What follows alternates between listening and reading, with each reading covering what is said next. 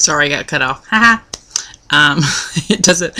What I was saying is that even though I know that she is with God, and I believe that, it doesn't make it any easier on me or on a mother that has gone through something like this, because you know, you want her here with you. I want her here with me, and you know, I just miss her so much.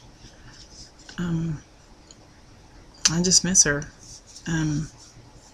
There's certain things that really upset me. I didn't take a lot of pictures of her. I don't know if I was like in a daze for the, you know, those 10 weeks that she was alive, that if I was sleep deprived, and that kills me. I don't, you know, my husband's kind of like, you know, they were just pictures, like she, you know, doesn't bring her back, but it would help me remember those times with her better, because I think my memory, your memory fades a little bit. Not that I would ever forget her, but just, you know, certain things that that she might have done, or faces she might have made, or, you know, she was only 10 weeks old, so she really was just starting to kind of coo at us, and you know, she smiled at us a few times. I caught one smile on one picture, and that's hard.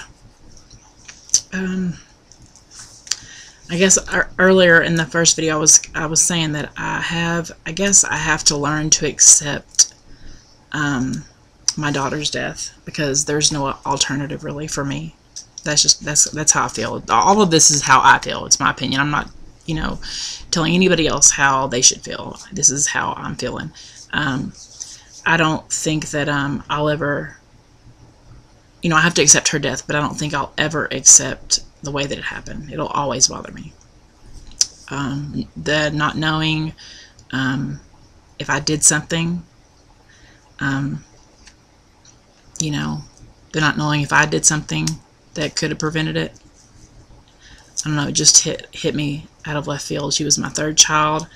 You know, I guess I kind of like, you know, just thought, hey, you know, I know how to do this. I know how to, like, take care of a baby. Like, it's not that hard, you know. I've done it 2 times before, and I love babies. It's, you know, I should have been like, you know, from the olden days, and been a wet nurse and a nanny, you know, because I love to freaking sit around and hold and, you know, hold and nurse those babies all day long. I mean, it's the best thing in the world.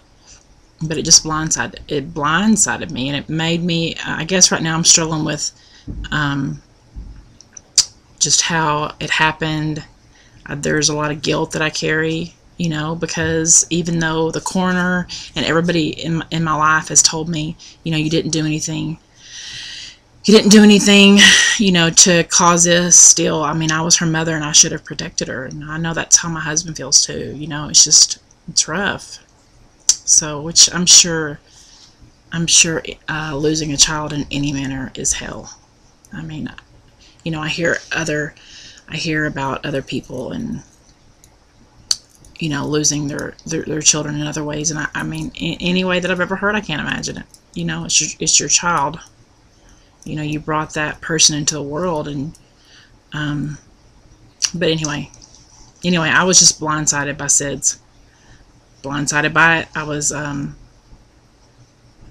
I think I still am in shock. And I've had, you know, I've gone on and had another baby since then.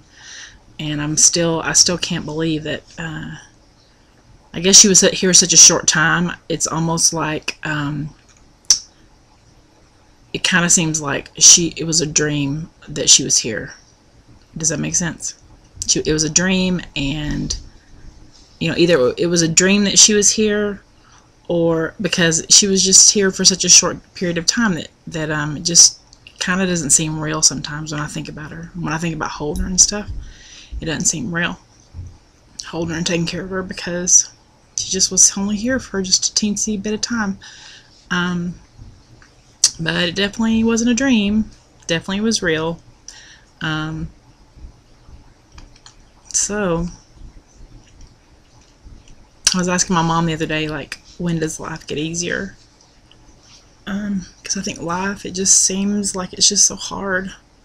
And I know everybody struggles. I know that, you know, for a while I got caught up in the mentality. I think when you are grieving a death of someone, sometimes I'll say for me, I don't know for anyone else, but I was so, like, I guess just so consumed with the grief and the sadness and the anger and the heartache that it was hard for me to think about anybody else but myself for a long time. And it's just rough.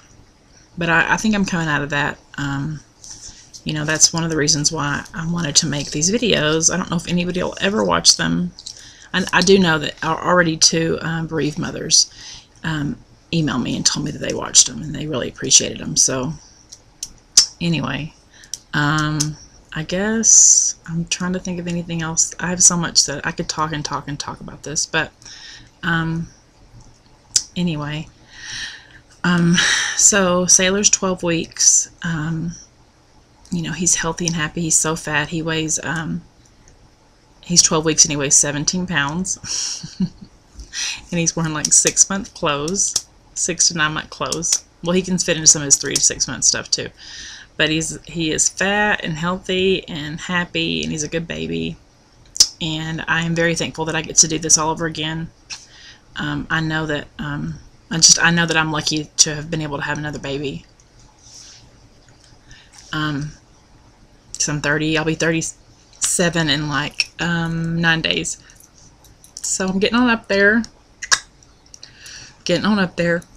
And I'm just thankful to have him and to have my other children, because without them it would have been really hard for me to go on this last year. And they were the reason that I got up out of the bed every day and had to, somewhat try to function.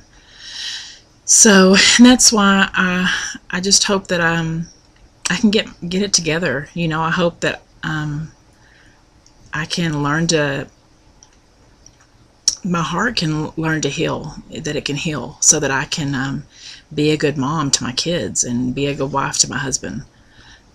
Because I don't want them to forever think that, because I don't know if my 6-year-old would be able to remember, but my 9-year-old might be able to remember, this is how mom acted before Tess died, and this was how mom acted, and how, how she was after Tess died. Because I feel like that's where I am right now. There was a Jordan before my daughter died, and there was a Jordan after my daughter died, and they're not the same at all. I do feel like I've aged about 10 years in the last year. I used to always tell Brian, aren't you so lucky to have such a young looking wife, and I felt young and I thought I was cute. But anyway, I feel old. I feel like I've just, I guess life just ages you. And I'm not even going to show you. I need to get my hair touched up. But I have the worst gray hair that has come up in the last year. And I know it's because of what I went through, this stress. It's awful. I hate it. Ugh. I'm also carrying about an extra 50 pounds too from all that. But anyway, I probably hate the gray hair worse. Is that awful? I don't know. I can't. It's probably me, the hairdresser in me, but I cannot stand it. I mean, I loathe the gray hair. I cannot stand it. But anyway, I'll wrap it up. Anyway, so this is part 2 of my video. I will try to not make these so long, or maybe I will. I'm kind of a rambler. I'm gonna probably get spoiled by this and stop vlogging altogether and just continue to, because I am a good talker. Anybody that knows me knows I love to talk, and I can get my talk on. So I'll be back soon. Thanks for watching.